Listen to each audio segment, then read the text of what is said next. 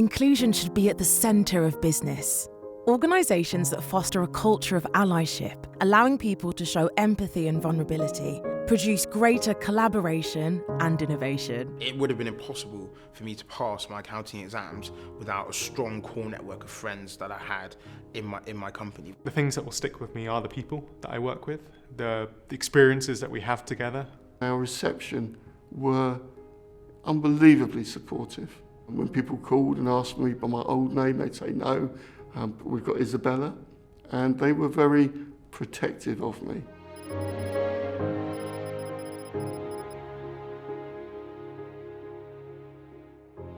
ICAEW ran an inclusion workshop with chartered accountants from across the UK, designed to inspire them to champion allyship in their own organisations. What we want to turn our attention to now is the theme of challenging behaviours on behalf of someone else, how to be an ally. Tom is an insolvency practitioner. A lot of these concepts are very old and very basic.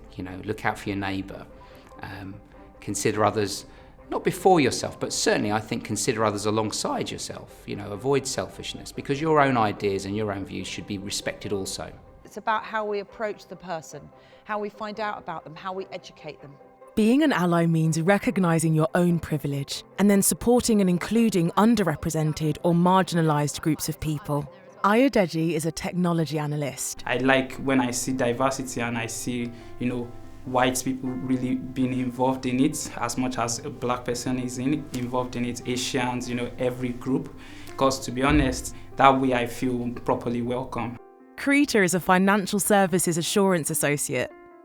In order to be a good ally, I think listening better to what people are saying. You don't always have to solve their problems, but you do have to be there to listen, so they know at least someone's there to listen. Being a person of colour, but also being a female in a lot of situations and places, it can feel quite daunting. But for me, thinking more about your speech or the way you're saying things and how it would impact other people's emotions. Allyship at work reduces stress and improves well-being, and it makes people want to work for your organisation. To take the notes, but I think the way that you put her on the spot would have made her uncomfortable and wouldn't have put her in a good position to contribute for the rest of the meeting. Vincent is an audit associate and co-founded his firm's ethnicity network. It's even more important for young ethnic minorities and people from low socioeconomic backgrounds to have people around you who have had similar experiences. It makes a massive difference. Every chartered accountant can help create a culture of allyship. While some of this should come from formal initiatives, such as training, it's vital all employees understand true allyship comes from the many day-to-day actions that show support. Show genuine curiosity and compassion for your colleagues, especially people who may be from marginalised groups or different from you.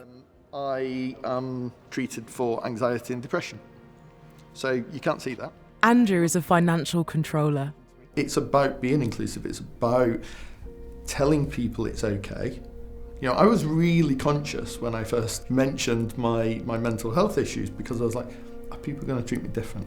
I do think it's really important that people feel that no matter what they're going through mentally, they are supported and they can still achieve. Acknowledge the ways in which certain groups, of which you may be a member, are privileged, and consider how you can support others. Coming to diversity and inclusion sessions is quite interesting for a white privileged guy, I suppose. Sam is a chartered accountant in the fintech sector. I guess I was lucky. I feel privileged. You only aspire to be what you can see, and I'd like to help others who are potentially less privileged. The appraisal type process to help them get to where they want to get to. Challenge inappropriate language that could make others feel uncomfortable. Isabella, a partner at an accountancy firm, has experienced her own hurdles with language. When you book a table at a restaurant and they go, yes, sir, and you're like, oh, really? If I could do anything on diversity from the transposition, I would abolish pronouns, I would abolish the use of sir and madam, just go neutral. Deborah is a strategic advisor. You do have to make it right.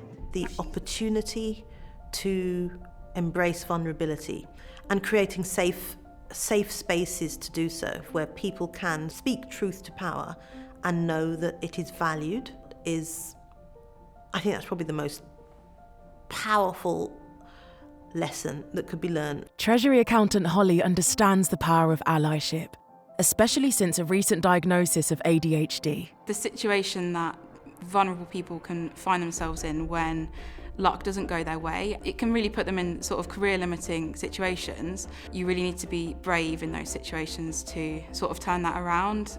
Currently, a lot of that bravery sits with the vulnerable person, often the staff lower down in the system, and what we really need to work on is getting those messages from a top-down perspective.